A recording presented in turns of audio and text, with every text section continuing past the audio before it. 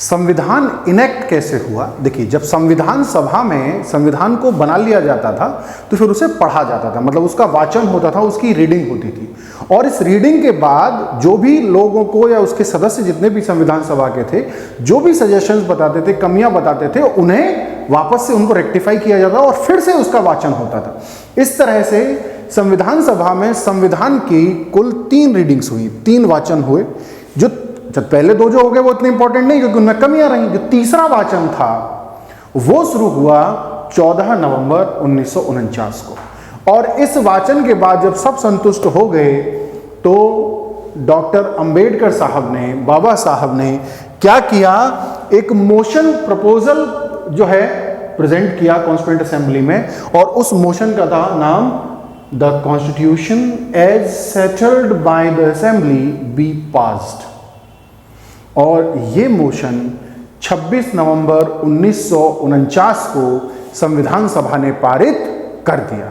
अब देखिए इंटरेस्टिंग, जिस दिन ये पारित हुआ उसी दिन संविधान के कुछ अंग पारित हो गए, जैसे नागरिकता, इलेक्शन आदि। मतलब इसी दिन हमने क्या किया, संविधान सभा ने संविधान को अडॉप्ट कर लिया और इसी दिन से ही कुछ चीजें लागू भी हो गई। और देखिए, ये समझने की बात एक और है कि जब संविधान सभा में इस संविधान को हमने अंगीकृत किया, हमने आत्मार्पित किया, उस दिन 299 में से केवल 284 सदस्य उपस्थित थे जिन्होंने संविधान पर अपने हस्ताक्षर किए। और कुल जो 15 महिलाएं थी उनमें से केवल 11 महिलाएं यहां हैं जिनके की सिग्नेचर्स हमारे आज कॉन्स्टिट्यूशन पे मौजूद हैं। अच्छा, अब यहां पर कुछ चीजें तो लागू हो गई।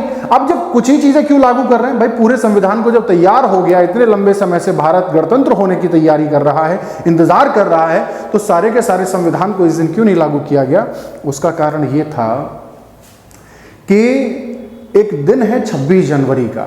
1950 में तो चलो संविधान लागू हुआ, लेकिन कांग्रेस के लाहौर अधिवेशन में 1929 में यह डिसीजन लिया गया कि प्रतिवर्ष 26 जनवरी को पूर्ण स्वराज दिवस के रूप में मनाया जाएगा, ताकि जनता के बीच राष्ट्रवाद को, स्वतंत्रता के उस आंदोलन को एक नई ऊर्जा प्रदान की जा सके। और पहला यह पूर्ण स्वराज दिवस 26 जनवरी 1930 में मनाया गया था। और हमारे उस समय के नेता ये नहीं चाहते थे कि इस दिन की महत्व को, उन स्वतंत्रता सेनानियों के बलिदानों को आगे की आने वाली पीढ़ियां कहीं भूल न जाएं, इसीलिए संविधान को पूर्णतः लागू किया गया 26 जनवरी 1950 के दिन, और भारत एक गणतंत्र बना। और आज हम इसी दिन को गणतंत्र दिवस के रूप में मनाते भी हैं। संविधान में जब हमारा मूल संविधान जो 26 जनवरी को लागू हुआ है, उसमें क्या था कि 395 आर्टिकल थे, 8 अनुसूचियां थी और 22 भाग थे। हालांकि आज का मामला क्या है, 450 से 460 से ज्यादा आर्टिकल्स हैं, 12 अनुसूचियां हैं और 25 भाग हैं, जिन्हें हम आगे संविधान में पढ़ेंगे। संविधान सभा की कुछ आलोचनाएं भी हैं। वो आलोचनाएं क्या हैं, हम उन पर भी चर्चा करेंगे क्योंकि ये भी परीक्षाओं का विषय बनता है।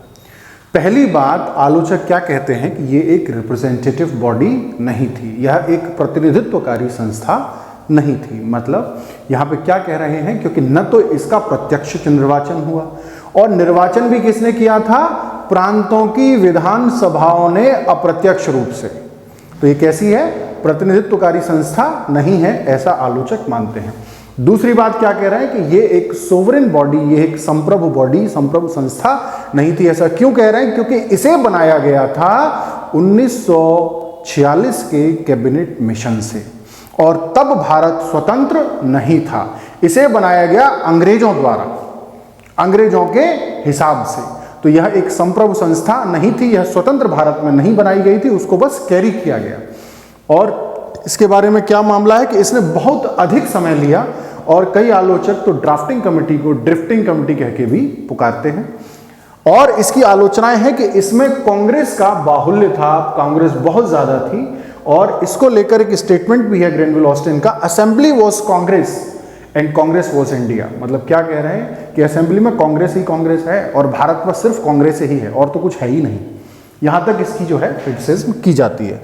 इसमें लॉयर पॉलिटिशियन डोमिनेशन था, मतलब इसमें जो सदस्य थे वो अधिकतर या तो वकील थे, अधिवक्ता थे, या फिर आपके पॉलिटिशियंस थे। आप देखते हैं कि इसका एक प्रभाव ये भी है कि भारतीय संविधान की जो भाषा है वो भी कैसी है, थोड़ी सी वकीलों वाली है, थोड़ी ज़्यादा लीगलाइज्ड है।